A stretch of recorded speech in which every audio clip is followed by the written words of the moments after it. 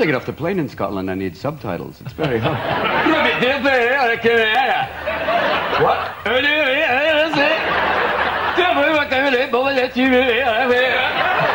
He has the most chaotic energy on Earth, yet operates with pure surgical precision, and nobody saw it coming, and somehow gets away with hijacking every single room he walks into, like Robin Williams. Schwarzenegger walks into the room. I'm back. Watch out, Denmark. Mother, come here. I love you. Big kiss for you. Sorry, you're dead. Look over here. I'm going to do another speech, but first, I'm going to tear through a wall and flex my nipples. Don't be afraid of me. But nothing tops the moment he unleashed on Prince William and William Shatner. In the exact same breath, he has a sixth sense for turning polite society into total anarchy. I also want to thank you for having Prince, William Shatner, Puff Daddy, and Mick Jagger on the same stage. That is the sign of the apocalypse. Thank you. Thank you. A man who will know himself, but yet not touch himself. What is that from? Was that Midsummer Night's Dream or what? That's from the self-abuse soliloquy. And yet look, vile fool, come thee hither. No! Thou hast forced me to wear designer jeans for no reason. I will walk now, and cameramen shall be going, where's he going now? Where am I now? Let's really make the cameraman mad now. No. Your son is 5? Yeah. What's he want for Christmas? Are you going crazy? It's a little difficult because his tastes are somewhat refined. Yeah, to say the least. I'd like to talk to you about the numbers in my trust fund now.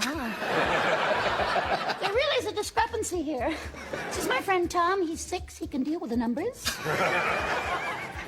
Yeah, what does he want? Usually a lot of Transformers, which is... It's very good that I don't drink anymore. They're a little hard to handle if you're... What is it? It's a truck. It's a robot. Yeah!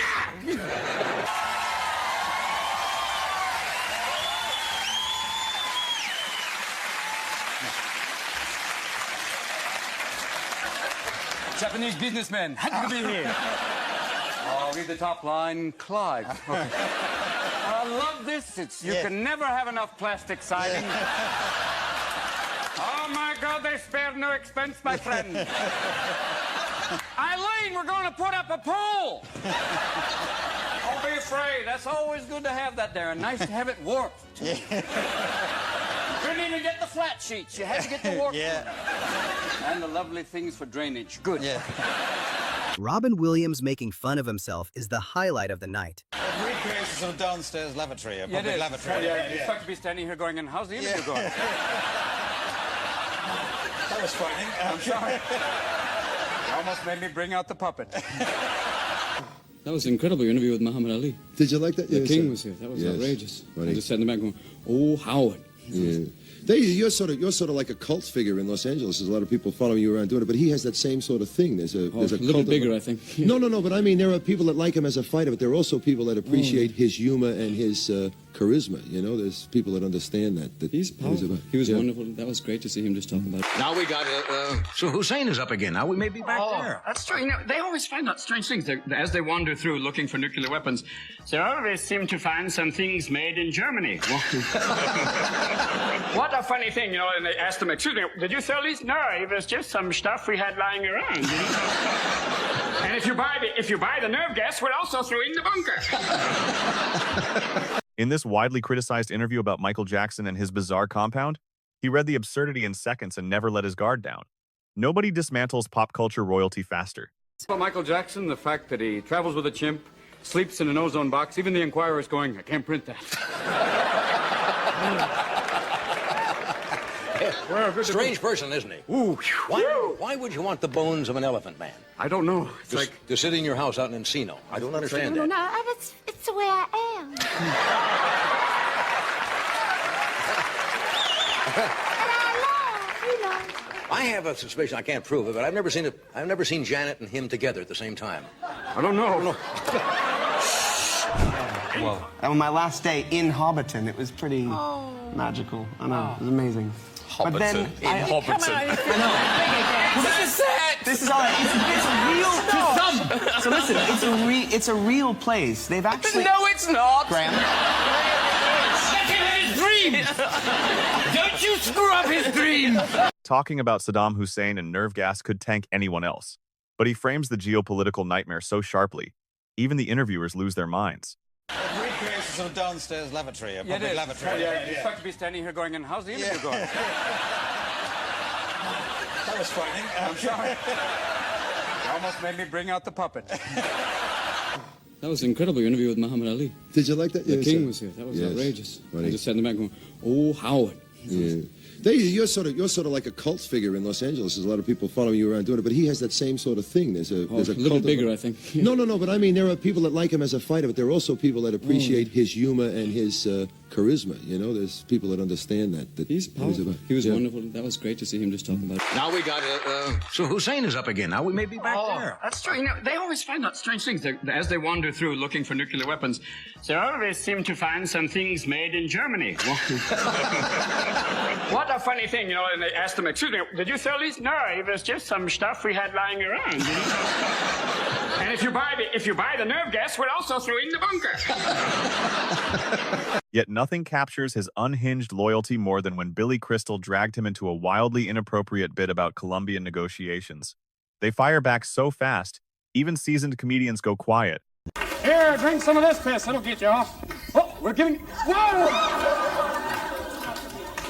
Oops. Hold that hot microphone.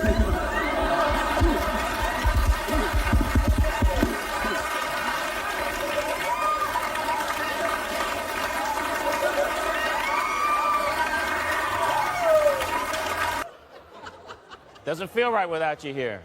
But look at us. We look like a hockey player's smile without you in the middle.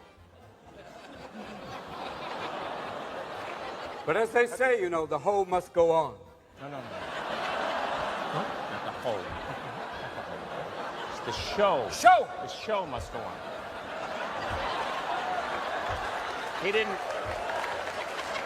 He doesn't mean half the things that he says. No, not at all. But I dress like this because, Whoopi, you'd understand. You've done outrageous things in your life. You are up there with your giant posse. What was the last word? Posse. Oh, good. Oh, yeah. They go to... Well, you don't negotiate with a hooker like, okay, you know, it's like no, $25. No, it's $250. Not $25. Not in Colombia. No, come on. No, that seems extra. Just write it off later off as snacks. You know? Something out of the mini bar. Yeah. I enjoyed it, though, but it's... I mean... But now, My first impression is Superman on drugs. I know you'd like that one. For those of you on drugs, Superman on drugs. Here we go.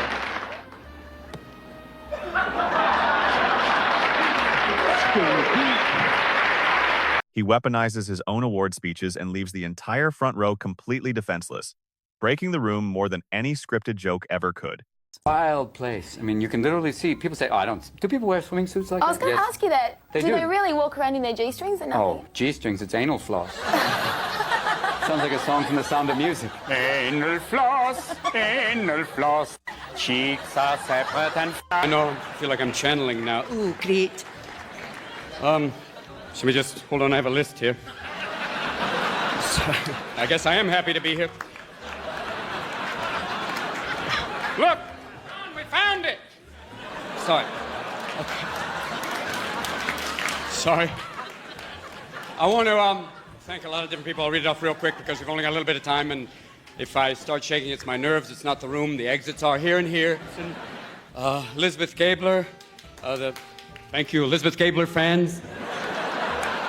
I'd like to thank Pierce and Sally and Harvey Firestein, the best technical advisor you ever need.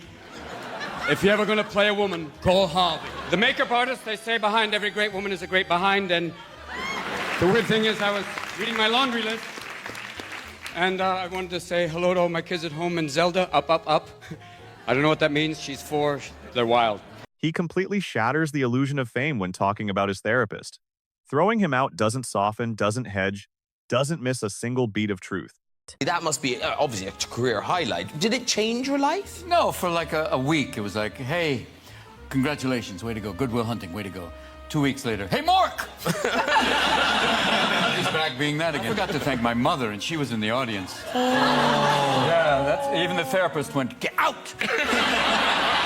I was like, oh, wow, that was rough for the next few years. Like, oh, God. Oh, well, how's the award?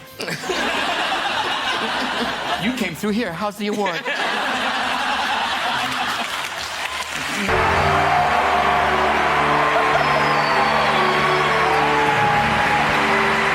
Thank you. This might be the one time I'm speechless. Thank you so much for this incredible honor. Thank you for putting me in a category with these 4 extraordinary men. I want to thank my father up there, the man who, when I said I wanted to be an actor, he said, wonderful, just have a backup profession like welding. What an honor to be on a show with Flying Beaver. Thank you so much. Ladies and gentlemen, and anyone else on TV and they let in here tonight, Jonathan Winters is the reason I became a comedian. I remember watching him with my father, and when he was on the Jack Parr show, Jonathan was playing a great white hunter, and Jack asked him, he said, what do you hunt? And Jonathan said, I hunt squirrels. And Jack said, how do you do that? He said, I aim for their little nuts. Once upon a time, I called Jonathan my mentor, and he immediately corrected me. He said, please, he told me, I prefer idle. Ladies and gentlemen, it's the honor of a lifetime to stand here and present the TV Land Pioneer Award to the man without whom I probably wouldn't be standing here, myself. The many, the one, Jonathan Winters. What do you do with linguistics? He was going to go into artificial intelligence, which would have a great bearing on the new candidates, I think. That's the idea of, I'm running for president now. I'm Stephen Hawking. I believe I can solve your problems. But behind the frenzy, he anchors his entire world around his daughter Zelda. I am Zelda Williams. Zelda, this story about you. Yeah. What a great name for a girl, Zelda.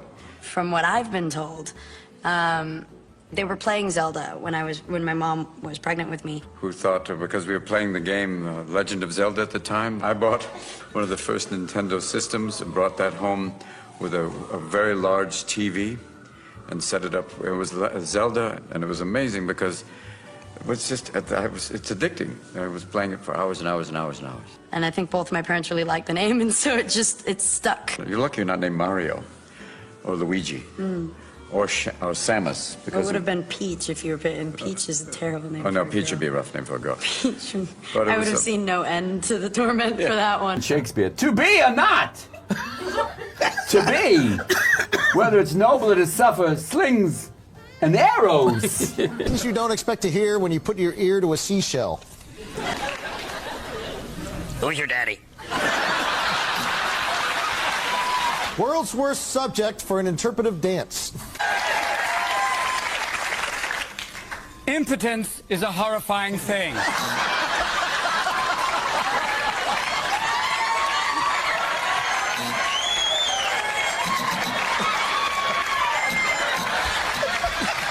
He proves that comedy can literally rewire a broken room. Robin Williams.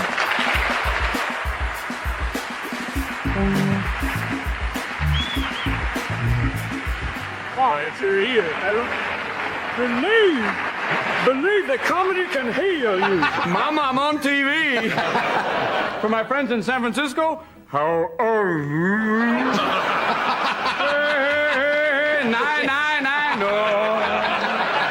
That should wake up. He gave away every ounce of his joy just to make sure we never had to sit in silence unforgettable.